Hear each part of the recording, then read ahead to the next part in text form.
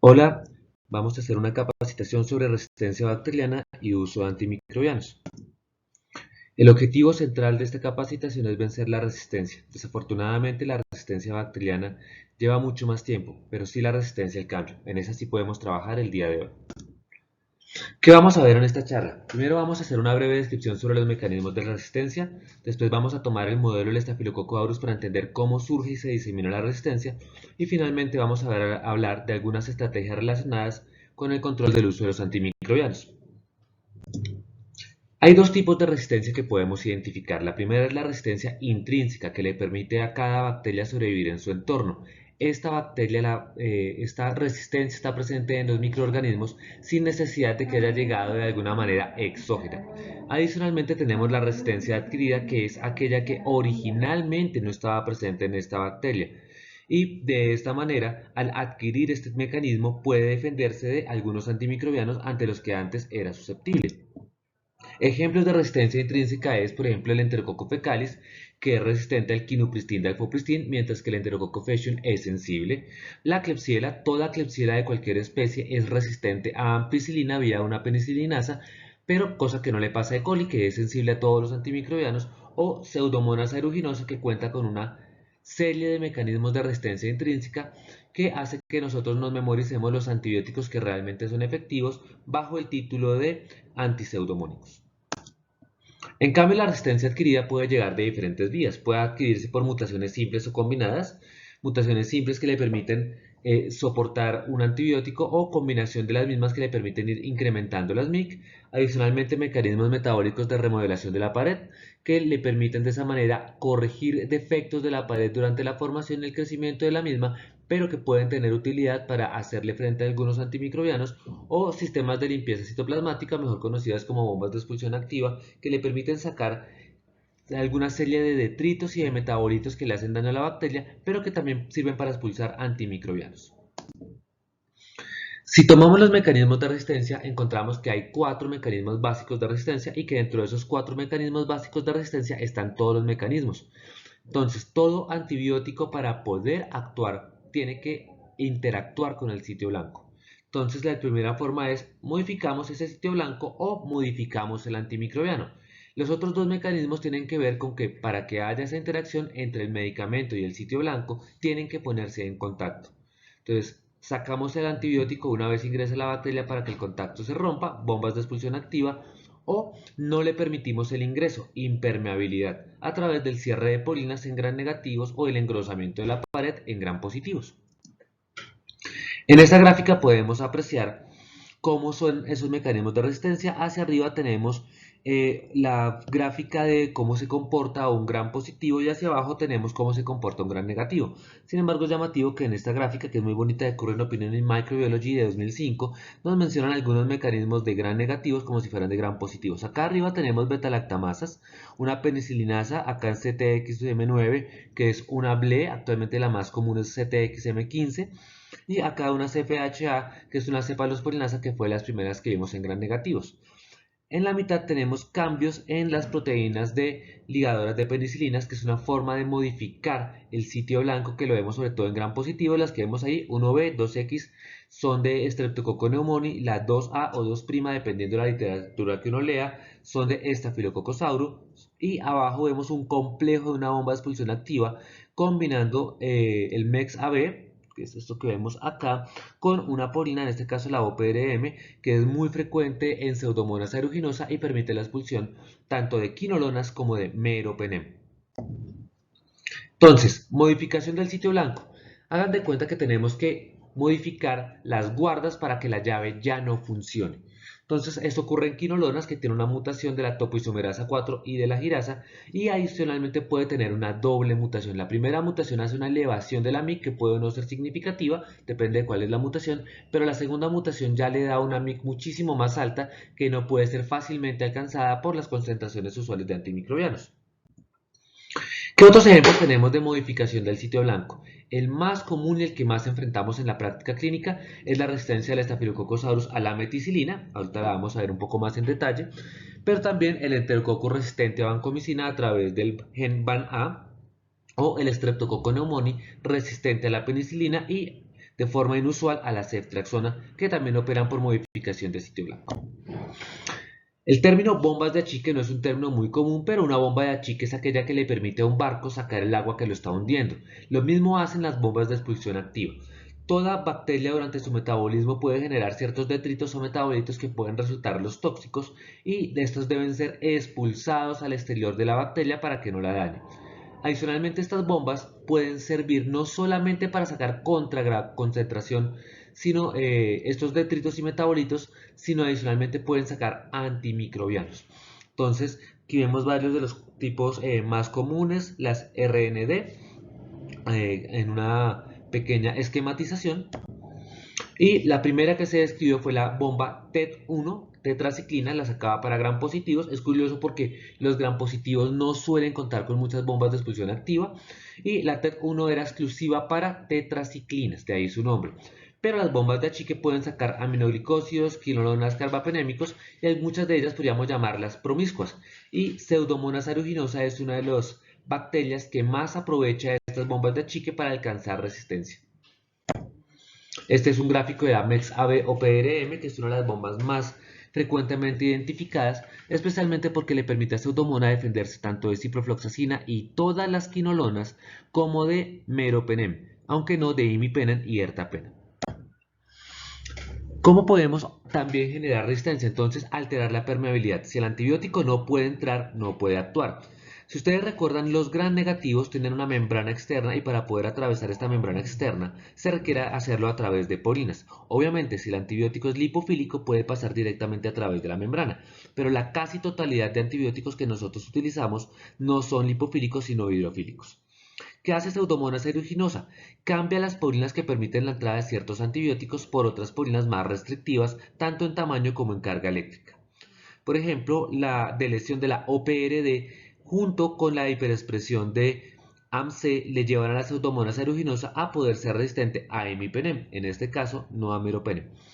Y adicionalmente en gram positivos podemos ver cómo al engrosar la pared la vancomicina no logra llegar hasta la membrana, que es donde se está formando la pared, y de esa forma hay una resistencia intermedia, que es lo que llamamos un VISA, un Staphylococcus aureus intermedio a vancomicina, y generalmente esto ocurre por razones epigenéticas, razón por la cual suele ser un fenómeno de heteroresistencia, que también lo llamamos heterovisa.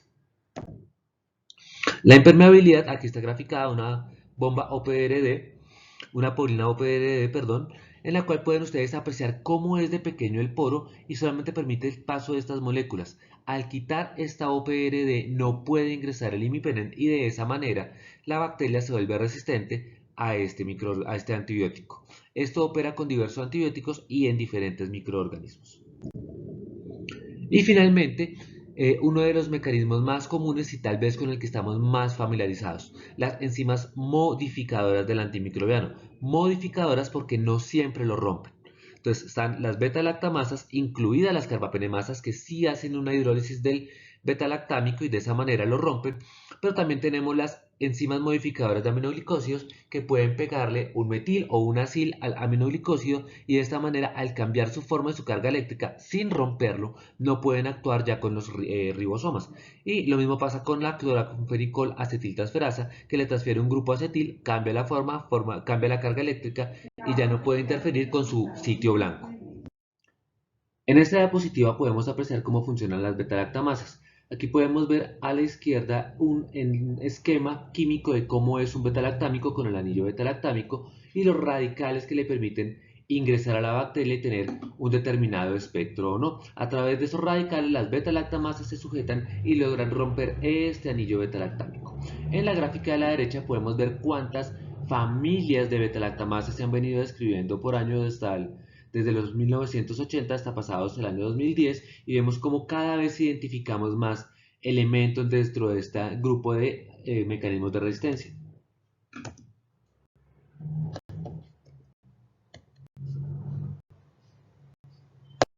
Para hablar de beta-lactamasas es importante recordar ciertos términos. El primero de ellos es penicilinasa y es una enzima que puede romper una penicilina, cualquier tipo de penicilina. Estas penicilinasas se pueden inhibir con ciertas sustancias. La primera de ellas descrita fue el sulbactam, que fue creado como antibiótico, pero fracasó como antibiótico, pero funcionó muy bien para inhibir las penicilinasas. Después de todo, después llegaron las cefalosporinas y se acuñó el término beta-lactamasa para aquellas enzimas que puedan romper además las cefalosporinas. Este término de beta-lactamasa puede llevar a confusiones porque una beta-lactamasa es aquello que rompe cualquier tipo de beta-lactámico, incluidas las penicilinas y las cefalosporinas y los carbapenémicos. Entonces el término beta-lactamasa ya no se utiliza en este sentido, sino para agrupar a todo este número de enzimas. Adicionalmente está el término beta-lactamasa de aspecto extendido, que la mayoría de ustedes lo recuerda, por las enterobacterias y adicionalmente por la presencia de los mismos en los antibiogramas. Una beta-lactamasa de aspecto extendido es aquella que hidroliza beta-lactámicos de aspecto extendido, es decir, cefalosporinas de tercera generación en adelante. Y finalmente tenemos el término carbapenemasa, que como su nombre lo dice, es una enzima que hidroliza carbapenémicos. Entonces, desde el punto de vista ya no de la resistencia, sino de los antibióticos, tenemos las cefalosporinas, que ustedes la recuerdan como primera, segunda, tercera, cuarta y hasta quinta generación, lo cual no es muy informativo. Nos habla más o menos en qué momento se desarrollaron y, por ejemplo, entre las de tercera y cuarta hay mínimas diferencias y las de quinta no entran realmente dentro de ese esquema, sino que son cefalosporinas que están diseñadas para atacar el Staphylococcus aureus resistente a meticilina. Hay un grupo de antibióticos que no son cefalosporinas, pero que se los incluye como cefalosporinas de segunda generación, que son las cefamicinas. Estos son el cefoxitin y el cefotetano. Tienen dos características muy llamativas, aparte de no ser cefalosporinas químicamente hablando. El primero es que son los únicos de este grupo, si las incluimos dentro de las cefalosporinas, que afectan los anaerobios. Ninguna cefalosporina per se logra afectar anaerobios. Ahí las cefamicinas son una excepción. Y en segundo lugar, no son hidrolizadas por betalactamasas tipo AMC, mientras que todas las cefalosporinas pueden en mayor o menor medida ser hidrolizadas por AMC. Como tercer término tenemos las oximinocefalosporinas. Hablamos de oximinocefalosporinas a aquellas que portan un radical oximino. Este radical oximino les da un amplio espectro y una gran capacidad de resistir a las betalactamasas previamente presentes, es decir, aquellas que hidrolizaban cefalosporinas de primera y segunda generación. Sin embargo, este radical oximino es identificado y es el punto de anclaje de las betalactamasas de espectro extendido. Tenemos dentro de los betalactámicos que no son exactamente betalactámicos, el Astronam, que no tiene el anillo betalactámico doble, sino un anillo sencillo. Por esa razón lo llamamos un monobactámico. Teóricamente, por esa característica, el Astronam no debería ser hidrolizado por ningún tipo de betalactamasa. Sin embargo, el Astronam cuenta con un radical oximino, que es lo que le da un amplio espectro, incluyendo Pseudomonas aeruginosa, y las betalactamasas de espectro extendido, aunque no deberían, logran sujetarlo por ese radical e hidrolizarlo. Entonces los monobactámicos son susceptibles a las betalactamasas de espectro extendido y también al AMC. Adicionalmente tenemos varios inhibidores de beta-lactamasas que ya los habíamos mencionado, de los cuales el primero es el sulbactam, pero actualmente tenemos tazobactam, ácido clavulánico y los nuevos inhibidores de carbapenemasas, entre los que se cuentan avibactam, barbobactam, relebactam y en un futuro ceruborbactam. Y finalmente tenemos los carbapenémicos, que por su terminación en penem son fáciles de recordar. Imipenem, meropenem, ertepenem son los que habitualmente usamos en la práctica clínica. ¿Qué es lo que nosotros llamamos en esencia una betalactamasa de espectro extendido? Si teniendo en cuenta lo que habíamos mencionado anteriormente, una betalactamasa de espectro extendido es aquella que hidroliza betalactámicos de espectro extendido. Entonces, vamos a llamar betalactamasas de espectro extendido en su sentido más estricto a las enzimas bacterianas que rompen penicilinas, cefalosporinas de primera, segunda, tercera e incluso cuarta generación, y adicionalmente al Astronam, que no pueden hidrolizar cefamicinas, que no pueden hidrolizar carbapenémicos, pero que pueden ser inhibidas in vitro por el ácido clavulánico. ¿Por qué esta definición tan extensa para este tipo de enzimas? Porque estas enzimas viajan en plásmidos y al viajar en plásmidos son fácilmente difundibles de una bacteria a otra, y eso hace que también podamos utilizar ciertas medidas de control de infecciones como los aislamientos para evitar su diseminación. ¿Cómo clasificamos las betalactamasas en general? Hay dos clasificaciones, la de abajo, Bush-Jacob y Medeiros, que es una clasificación muy precisa, muy preciosa y que adicionalmente utiliza una gran diferenciación de sustratos, pero es más para bioquímicos que para clínicos. La de Ambler es extraordinariamente sencilla y depende de cómo está el sitio de acción. Las A, C y D, perdón por el error, están basadas en serina, mientras que las B de metalo beta-lactamasas.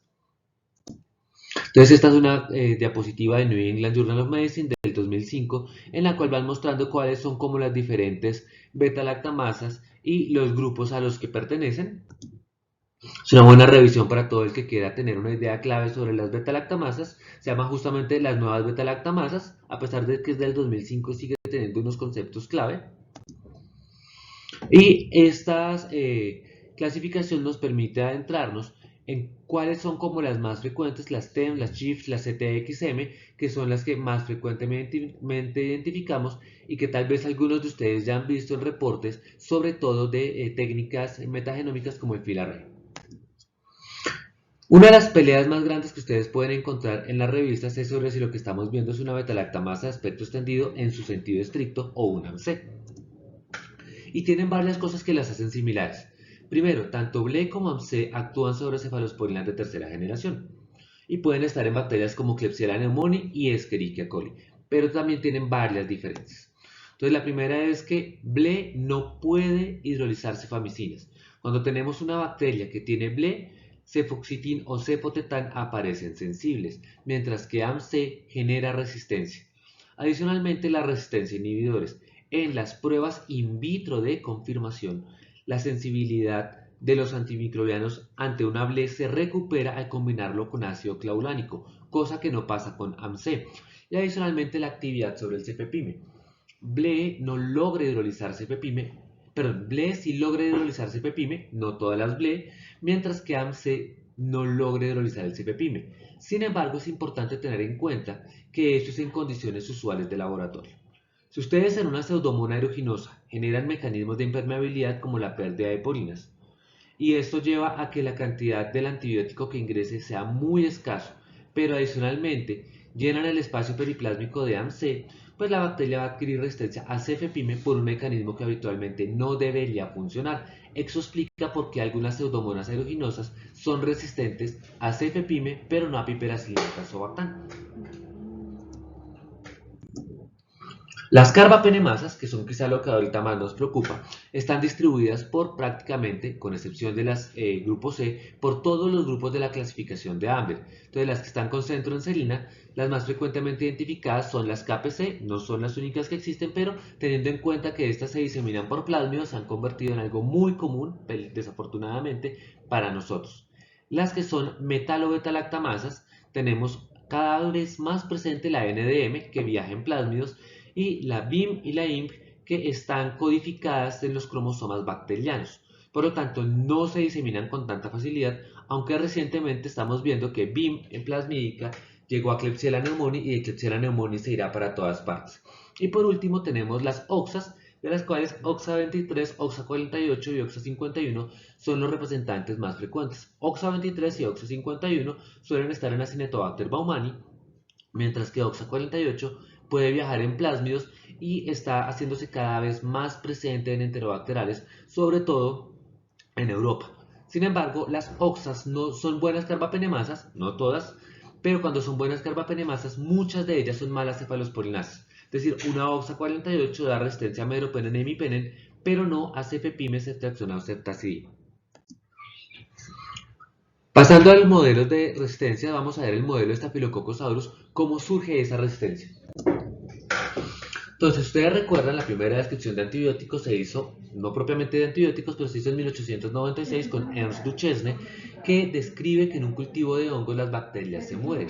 Él asume que es el hongo el que mata a las bacterias y curiosamente fue una especie de penicillium. En 1926, Alexander Fleming logra describir este mismo fenómeno con una especie de penicillium diferente porque a las concentraciones que se veían en el plato no podía matar gonococo, pero sí Staphylococcus aureus. De ahí se comienza ya a describir, Fleming era químico, no microbiólogo, y él dice, muy seguramente hay una sustancia química dentro del medio de cultivo que es lo que evita el crecimiento de las bacterias, y como buen químico no descansó hasta que logró aislarlo y purificarlo Pero solamente con la Segunda Guerra Mundial se comenzó a desarrollar técnicas para poder obtener cantidades suficientes de penicilina para el tratamiento. De esta manera, se supone que el condestable de Oxfordshire, Albert Alexander, es la primera persona en ser tratada con penicilina. Si uno le crea los reportes, recibió el tratamiento con 10 unidades de penicilina, las cuales se intentaban recuperar en su mayor cantidad de la orina. Recuerden que era muy difícil obtenerla. Pero fíjense que en 1942 ya Rammelkamp comienza a reportar elementos de Staphylococcus aureus resistente a penicilina. En 1944 Kirby hace un razonamiento análogo al que hizo Fleming y dice, si hay un químico disuelto que es el que mata las bacterias, puede haber un químico que lo anule y de esa manera se genera la resistencia. Entonces Kirby logra aislar la penicilinasa de las cepas resistentes a penicilina y después nos daríamos cuenta que esa penicilinasa está codificada en plásmidos dentro del Staphylococcus aureus. Aquí viene una gráfica en la cual ustedes pueden ver en blanco cómo fue la resistencia a la penicilina en los hospitales. Ustedes se dan cuenta cómo se dispara rápidamente, después alcanza una meseta, se alcanza prácticamente el 95%. Pero ustedes ven la segunda línea, esta que mostramos es cómo fue esa resistencia a la penicilina en la comunidad. Entonces comenzó, no ocurría, después comenzó a aparecer tímidamente y después se disparó y prácticamente en la actualidad están completamente unidas con una resistencia que está entre el 70 y el 95%. Mostrando de esta manera que la resistencia en el hospital antecede la resistencia comunitaria. La resistencia no se queda contenida en los hospitales. Pero ¿qué pasó? ¿Qué hicimos nosotros con la resistencia a la penicilina? Pues inventarnos algo diferente y en 1960 la meticilina, una penicilina resistente a las penicilinasas con marcas del Benin, ingresa al mercado. En 1961 Hebón describe casos de estafilococo resistente a meticilina, nuevamente en tiempo corto, un año. Pero fíjense que aquí sufrimos muchísimo más, mientras que Kirby 3 años después había logrado entender que había una penicilinasa, aquí no encontramos una enzima y fue solamente hasta 1981 que Harman dice, no, aquí está pasando algo distinto y es que donde se unen las penicilinas ha cambiado. Tenemos una modificación del sitio blanco por una alteración de las proteínas ligadoras de penicilina. Cuando vemos cómo ocurre la resistencia, entre el 91 y el 96 solamente 10 artículos hablan de cepas MRSA en la comunidad, pero hay que tener en cuenta una cosa, antes de 1991 no había artículos. En 1998 en Chicago ocurrió un reporte de niños sin ningún factor de riesgo para tener cepas resistentes que presentaron MRSA y en 1999 un reporte ya de 4 niños muertos por infección de piel y tejidos blandos por MRSA adquirido en la comunidad. Es decir, no solamente teníamos la resistencia en la comunidad, sino cepas aparentemente más virulentas. Esta es una gráfica una tabla en la cual podemos ver cómo se comportó esa resistencia. Entonces decimos, la penicilina ingresó al mercado en 1941 y se tardaron 1 a 2 años para tener resistencia. El 25% de tasa de resistencia se alcanzó en los hospitales sobre el 6º año y el 25% se alcanzó en la comunidad sobre los años 15 a 20 después del lanzamiento. Con la meticilina, en 1961 se lanzó, menos de un año ya teníamos casos de reporte de resistencia, 25 a 30 años se necesitaron para que tuviéramos una resistencia del 25% en hospitales, pero se proyecta, siguiendo el modelo de penicilina, que 40 a 50 años se requerirían para que tuviéramos el 25% de resistencia en comunidad. Lo malo es que esos 40 a 50 años se están cumpliendo entre el 2001 y el 2011, y actualmente sabemos que en la comunidad la resistencia a la meticilina puede ser tan alta como el 50 al 55% en infecciones de piel y tejidos blandos. Es decir, algo que veíamos como muy distante y como muy complicado a la vuelta de hace unos años, que era que tuviéramos MRSA comunitario y sobre todo ampliamente diseminado, al día de hoy es una realidad. La vancomicina fue introducida al mercado en 1956, pero los primeros casos de resistencia tardaron 40 años. Afortunadamente la resistencia hospitalaria y en comunidad no pasan de ser casos anecdóticos, alrededor de unos 16 casos descritos en toda la literatura a la fecha de hoy, pero es uno de los riesgos que nos espera y que pueden terminar ocurriendo. ¿Cómo ocurre la resistencia? Entonces tenemos que recordar cómo se forma la pared bacteriana y ustedes pueden ver acá el pentapéptido que termina siendo recortado y entrecruzado para formar el tetrapéptido que es el que forma la pared bacteriana. Aquí tenemos la PBP2. Las PBP son un conjunto de proteínas que conforman la pared que, como se describieron en función de la penicilina, recibieron su nombre justamente en razón a ello. Entonces, proteínas ligadoras de penicilina. La PBP2 para el Staphylococcus aureus, no necesariamente para el resto de cocos gram positivos. En Streptococcus pneumoniae, por ejemplo, no es así. Tiene la característica de ser muy importante porque tiene los dos dominios bioquímicos que permiten formar la pared. El dominio transglucosidasa que recorta y el dominio transpeptidasa que entrecruza. Y la penicilina se pega al dominio transpeptidasa. Entonces, ¿qué pasa? ¿Cómo ocurre la resistencia? Aquí lo vemos ya no tan bonito, sino más bien esquemático. Y podemos ver acá la PBP2, acá vemos el dominio transglucosidasa, acá el dominio transpeptidasa y aquí es donde se pega la penicilina. Entonces tenemos glucosidación pero no transpeptidación y la pared se forma mal. Si logramos poner esa transpeptidasa en otra parte, pues la resistencia ocurre. Y eso es lo que hace Staphylococcus aureus con la PBP2A o 2' que está codificada en el gen MECA. Entonces aparece una nueva PBP2, que es la PBP2A, con un dominio transpeptidasa y la PBP2 sigue con su dominio transpeptidasa pegándose a la penicilina. Entonces la penicilina pegada ahí no afecta acá. Entonces acá ocurre la transpeptidación, acá ocurre la transglucosidación y de esa manera se sigue formando la pared. Y este mecanismo es tan importante y tan funcional que prácticamente todos los betalactámicos lo utilizan para atacar. Por esa razón, la resistencia a la meticilina da resistencia a todos los betalactámicos, aplican condiciones y restricciones. ¿Y por qué aplican condiciones y restricciones? Porque hemos desarrollado una serie de nuevos medicamentos que pueden pegarse a esta nueva transpeptidasa, a la transpeptidasa que está en la PBP2A. Ejemplos de ellos son la ceftarolina, el ceftobiprole y algunos carbapenémicos que no han salido a la venta como el tomopenem. ¿Cómo ocurre la resistencia a vancomicina en el Staphylococcus aureus? La vancomicina, si ustedes la recuerdan de sus clases de química, no la recuerdan, tranquilos, es una molécula muy grande y tiene que atravesar toda la pared hasta llegar al punto en el que la pared se está formando. ¿Qué pasa si yo hago esta pared muy gruesa? Pues la cantidad de vancomicina que logra llegar hasta aquí cada vez es menor. Obviamente eso supone un costo importante para el Staphylococcus aureus. Tiene que producir una pared gruesa, mayor gasto en recursos, pero esa pared gruesa también va a inhibir la entrada de recursos. Entonces los heterodisas logran sobrevivir bien en la presencia de vancomicina, pero sin la vancomicina realmente están en gran desventaja contra los Staphylococcus aureus que son totalmente susceptibles a la vanco. Se pueden replicar más rápido y pueden tener mayor cantidad de energía para otras labores. ¿Qué podemos concluir de este modelo? Primero, que la resistencia a Staphylococcus aureus arranca desde que se introducen los antibióticos. 1 a 2 años después, incluso 6 meses, y que puede ocurrir incluso con medicamentos sintéticos con mecanismos considerados improbables, y aquí entra el Linezolid. Linezolid fue diseñado como una oxazolidinona, un mecanismo completamente sintético que es la inhibición del RNA ribosomal. Es decir, sí, inhibe los ribosomas, pero casi que un nivel antes de la formación del ribosoma. Esto es tan importante para la Staphylococcus aureus que es un mecanismo que no es fácil de mutar, pero adicionalmente si pudiera mutarlo, como es tan importante, los Staphylococcus aureus guardan un número grandísimo de copias de este gen para evitar que si se daña, se mueran. Entonces, si logran mutar un gen, no logran mutar el resto. Pero las bacterias siempre pueden ir un paso más allá. Después de 6 meses de lanzamiento del Linezolid, se comenzaron a publicar los primeros casos de Staphy aureus resistente al Linezolid. ¿Y cómo ocurrió esa resistencia? Fácil, lograron mutar uno de los genes y se hizo retroalimentación negativa sobre los genes normales y se hizo una retroalimentación positiva con conformación de mayor cantidad de copias de los genes mutados.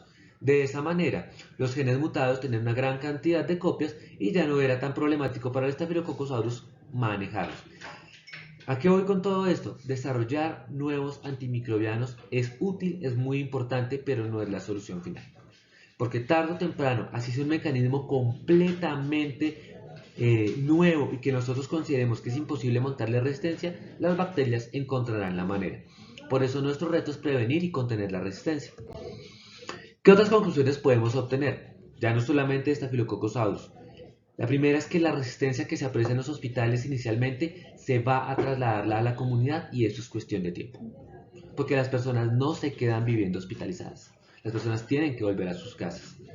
Y lo que pasa en gram positivos también pasa en gram negativos. Es decir, esto que vimos de la resistencia a la penicilina y a la meticilina de Staphylococcus aureus, también lo estamos viendo con las enterobacterias y las pseudomonas. Y vemos como BLE y carbapenemasas ya están en la comunidad, que no son un hallazgo inusual. ¿Qué factores impactan en la resistencia antibiótica? Porque si los conocemos tal vez podamos hacer algo para disminuirla. La primera que ustedes ven ahí clarísimo es que a mayor uso de antibiótico, mayor resistencia antibiótica, lo cual nos va a llevar a cambiar los antibióticos que usamos por antibióticos diferentes que van a generar mayor resistencia antibiótica. Entonces, lo primero que tenemos que mirar es que los pacientes se mueven. Como yo les decía, los pacientes no se quedan hospitalizados. Pero no solamente no se quedan hospitalizados, sino que los remitimos de servicio de un hospital a otro servicio del hospital y adicionalmente de un hospital a otro.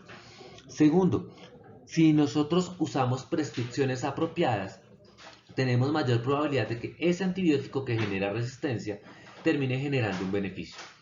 Pero si no utilizamos prescripciones apropiadas, vamos a usar un antibiótico con riesgo de resistencia sin obtener un beneficio claro.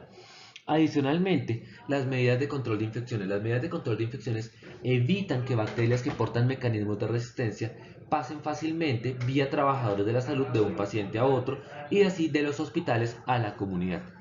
Pero cuando uno mira en los diferentes comités de infecciones, uno encuentra que definitivamente la observancia a estas medidas de control no suele ser mejor del 70-80% cuando uno está encima. Entonces es importante que nos apropiemos de esas medidas de control de infecciones y las cumplamos por nuestro propio bien. Adicionalmente, como lo vivimos en una pandemia reciente, las personas y las cosas viajan. Entonces, una persona tose en Wuhan y todo el mundo tiene que aislarse durante 6 meses. Entonces, las personas viajan, la resistencia viaja y es el mejor ejemplo lo que vivimos con NDM. Personas que de Reino Unido viajaban a la India a hacerse cirugías de corazón abierto porque era muchísimo más barato, regresan a Reino Unido con carbapenemasas que se diseminan a lo largo de toda Europa y de todo el mundo. Adicionalmente, tenemos la selección por sustancias antibióticas y no antibióticas. Entonces, hay ciertas sustancias no antibióticas, la avoparcina por ejemplo, que tienen una alta analogía estructural, por ejemplo con la vancomicina, y generan resistencia a la vancomicina. Pero adicionalmente, los residuos de antibiótico en el ambiente, bien sea porque están en las aguas residuales o porque los utilizamos cuando nos pasa con los fungicidas para cultivos de flores y cultivos en general, pues terminan generando resistencia. El mejor ejemplo, Aspergillus resistente a voriconazol en la comunidad, que ya está reportado en Colombia, por ejemplo, por el uso de antifúngicos que no son voriconazol, pero que son muy similares y que llevan a que estas cepas terminen apareciendo. Adicionalmente, la dosis y la duración del tratamiento. Entre mayor sea la dosis y mayor sea la duración, mayor es la presión de selección que se hace, contrario a lo que uno pudiera pensar. Si un paciente ingresa con un edema pulmonar que se confunde con una neumonía y tan pronto se dice, no, esto es un edema pulmonar y paramos el antibiótico al día 3, vamos a tener mucha menor selección de resistencia que si lo paramos al día 7 y le completamos un tratamiento, que ese era el mantra que utilizábamos antes. Si el clavo se siente bien, igual termina el tratamiento antibiótico. En este momento sabemos que prolongar los tratamientos antibióticos pues termina generando más resistencia. Y adicionalmente, contrario a lo que pensamos, que si le damos una dosis más alta, tal vez de esa manera evitemos la resistencia. No, entre mayor es la dosis, mayor es la exposición, mayor es el riesgo de resistencia. Adicionalmente, los determinantes de la resistencia antimicrobiana están entrelazados, es decir, las medidas de control de antibióticos, las dosis altas y el no ser capaces de utilizar una prescripción apropiada tiene que ver con factores sociales, con factores económicos y demás que hacen que termine generando un círculo vicioso y tenemos que atacar eso. Por si fuera poco, las bacterias se pasan la resistencia entre ellas, siendo una de las maestras la Klebsiella pneumoniae. Entonces, la transferencia genética, especialmente vía plásmidos, es una forma por la que las bacterias se diseminan, pero adicionalmente, cuando los clones se desarrolla un clon que es resistente, tipo Staphylococcus aureus resistente a meticilina y a muchos otros antibióticos, este clon de esta bacteria comienza a predominar y comienza a expandirse. Entonces, la expansión clonal y su diseminación asegura que la resistencia en los hospitales y la comunidad se incremente. ¿Qué estrategias de control tenemos? La primera es muy simple, vigilar la resistencia. Si nosotros no sabemos qué es resistencia, pues no vamos a hacer nada para controlarla. La segunda, pueden utilizar todos los adjetivos que quieran. Uso prudente, racional y juicioso de antimicrobianos. Es una estrategia de control. Recuerden, todo uso de antibióticos, bueno o malo, va a generar resistencia. Pero si ustedes lo usan de manera apropiada, obteniendo un beneficio, por lo menos ese riesgo habrá valido la pena. Que cada institución cuente con un comité de infecciones y con un comité de uso prudente de antibióticos o comité PROA, porque nos ayuda a hacer que las medidas que sabemos que funcionan se apliquen. Pero nosotros necesitamos trabajar de la mano de ese comité, decir que el comité somos todos, es decir, el comité no es nadie.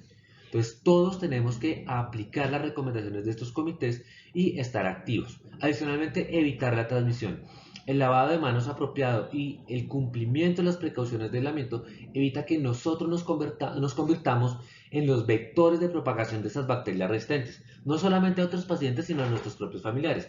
Y adicionalmente acompáñese de un experto, idealmente un infectólogo. Yo hago esto para que me paguen, entonces me parece súper que en todos los hospitales haya infectólogos, pero no siempre las decisiones son fáciles de tomar. No siempre un paciente que hay que suspender un antibiótico es fácil suspenderlo por varias razones y varios temores. Y no siempre es fácil, ante la presencia de una bacteria que parece estar resistente a todo, elegir la mejor terapia. Entonces, ¿cuáles son como las formas básicas de poder utilizar menos antibióticos? Hacerse una serie de preguntas. Y la primera es, ¿está el paciente infectado? Si el paciente está infectado, vamos a usar un antibiótico para tratar. Si no lo está, tal vez vayamos a usar un antibiótico para prevenir las profilaxis. Entonces, pero si el paciente no está infectado, dejar un tratamiento antibiótico por si las moscas es un fracaso seguro. Lo siguiente es cuál es el diagnóstico, y eso es muy importante. Al hacer muchas veces revisiones de las notas de historia clínica de pacientes con antibióticos, hasta en un 25-40% uno no encuentra el diagnóstico infeccioso asociado al uso de antibiótico. El antibiótico aparece y desaparece, pero nadie sabe para qué se puso. ¿Cuál es la gravedad de la infección? Y contrario a lo que pudiéramos pensar, a mayor gravedad no va a mayor espectro. A mayor gravedad va a mayor velocidad de inicio del antibiótico. Entonces, si la infección, tenemos una infección grave de piel y tejidos blandos tipo gangrena gaseosa, ponerle meropen en banco no va a ayudar en nada si no le iniciamos mejor penicilina cristalina, inmunoglobulina y adicionalmente cirugía. Entonces, la gravedad me dice cuándo pongo el antibiótico, no qué antibiótico pongo. ¿Quién me dice qué antibiótico pongo? El diagnóstico, dónde adquirió la infección, haberla adquirido en comunidad o haberla adquirido intrahospitalariamente, me cambia los perfiles de resistencia e incluso los microorganismos esperados, y con eso yo digo qué gérmenes deseo cubrir. No, estoy pensando en una neumonía adquirida en comunidad, Streptococcus pneumoniae, Haemophilus influenza. No, pero es que adicionalmente es un paciente anciano, diabético, alcohólico. Agregue enterobacterias y agregue Staphylococcus aureus. Pero es que está en la UCI intubado desde hace 3 días. Agregue Pseudomonas aeruginosa. ¿Tiene factores de riesgo para microorganismo resistente? Sí, es que la persona que está con una neumonía trabaja en una guardería con niños de 2 años. Tiene mucho más riesgo de una neumonía por Streptococcus pneumoniae resistente a penicilina. Entonces, de esa manera, vamos evaluando cuáles son nuestros posibles antibióticos a utilizar. ¿Cuál de los antimicrobianos disponibles penetra mejor al tejido? Muchas veces todavía tenemos una lista larga de antibióticos y queremos identificar cuál puede ser el que funcione. Entonces, en una neumonía nosocomial, en la unidad de cuidado intensivo, podemos tener como mejores opciones cefepime y piperacillin tazobactam. ¿Cuál penetra mejor al pulmón? Ambas. Y la efectividad de ambas, de acuerdo al estudio Optama, es la misma. Puede usar cualquiera. ¿Cuál es el antibiótico más efectivo? Tengo una bacteria por un Staphylococcus aureus resistente a meticilina, sensible a banco y trimetoprim. ¿Cuál utilizo? Vancomicina. ¿Por qué? Porque trimetoprim en Bacteremia en Staphylococcus aureus metier tiene una mayor mortalidad. Tengo una bacteria por un Staphylococcus aureus sensible a meticilina y está con banco. ¿Qué hago? Lo regreso a oxa. ¿Le pongo oxacilina o cefazolina? ¿Por qué? Porque la mortalidad de vancomicina comparada contra betalactámicos es mayor. Y viene una pregunta que puede ser un tanto extraña, y es ¿cuál es el antibiótico menos costoso? Pero cuando pensamos en el costo no estamos pensando en costo económico fundamentalmente, sino costo en resistencia. Hay antibióticos que tienen una gran capacidad de seleccionar y generar resistencia, que así la ampolla cueste la centésima parte de la otra, terminan siendo muchísimo más costosos para este paciente y para la comunidad en general. Finalmente, se encuentra en el POS. Pongo POS porque la expresión plan de beneficios en salud cubiertos con la UPC no es que esté muy diseminada entre la mayoría de los médicos. Porque si tengo dos antibióticos que son igual de efectivos e igual de seguros y uno está por MIPRES y el otro no, ¿para qué me voy a engalletar haciendo un MIPRES para que me lo devuelvan y me toca repetirlo 20 veces? Entonces, si se encuentra en el plan de beneficios en salud con cargo a la UPC, utilizo el que está en el plan de beneficios en salud con cargo a la UPC. Y ya una vez elegido el antibiótico, tengo que elegir cuál es la dosis óptima. Tiene falla renal, tiene falla hepática, es un niño, es una gestante, etcétera. Y de acuerdo a eso identifico cuál es la dosis y cuál, en cuanto a dosis, no solamente es cuánto antibiótico le voy a poner, es por cuánto tiempo se lo voy a poner. ¿Cuáles son los antimicrobianos más costosos y los que nos duelen como un baronazo en la cara? Ciprofloxacina. Tiene una gran capacidad de seleccionar Staphylococcus aureus resistente a meticilina, Enterococcus resistente a vancomicina, Pseudomonas aeruginosa resistente a quinolonas, Pseudomonas aeruginosa resistente a meropenem, Klebsiella pneumoniae, Escherichia coli, todas las enterobacterias productoras de ble, todas las enterobacterias productoras de carbapenemas, la lista es larguísima. Entonces, ciprofloxacina es uno de los medicamentos más costosos en resistencia. Irónicamente, hay ciertas circunstancias en las que ciprofloxacina, incluso de forma empírica, sigue siendo el mejor antibiótico a utilizar, y en ese caso no peleamos contra ello. ¿Cuáles son esas ocasiones?